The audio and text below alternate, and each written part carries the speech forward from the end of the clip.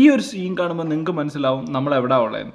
ഇന്ന് നമ്മൾ കടവന്ത്രയുള്ള ജെഫിന്റെ ഔട്ട്ലെറ്റിലാണ് വന്നത്. അത്യാവശ്യം 20 പേർക്ക് ഡൈനിങ് ചെയ്യാൻ പറ്റുന്ന ഒരു സ്പേസ് ആണ് ഇവിടെ ഉള്ളത്. പക്ഷേ നോട്ട് മച്ച് പാർക്കിംഗ് സ്പേസ്. ഞങ്ങളൊരു ബീഫ് ബിരിയാണിയും ഒരു ചിക്കൻ ബിരിയാണിയും ഒരു അഫ്ഗാനി ചിക്കനും പറഞ്ഞു. നന്നേ വൈകിയാണ് ഞങ്ങൾ എത്തിയത്. 2010 തുടങ്ങി 22 വരെ അവരുടെ വളർച്ച അവരുടെ ക്വാളിറ്റിയും ക്വാണ്ടിറ്റിയും കൊണ്ട് തന്നെയാണ്. അധികം വയ്യാതെ തന്നെ ബീഫ് ബിരിയാണിയും ചിക്കൻ ബിരിയാണിയും അഫ്ഗാനി ചിക്കനും നമ്മുടെ മുന്നിലെത്തി. അവർ കൊടുക്കുന്ന ഈ ബിരിയാണിയെക്കാളും എനിക്ക് ഇഷ്ടപ്പെട്ടത് ഈ സൈഡ് സാലഡും അഫ്ഗാനി ചിക്കനും തന്നെയാണ്.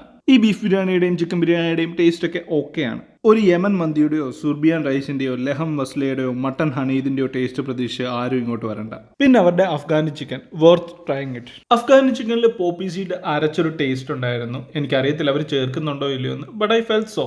And the meat is so succulent, even you can feel it in your fingers itself. പിന്നെ അവരുടെ Yemeni relation, it just a name sake.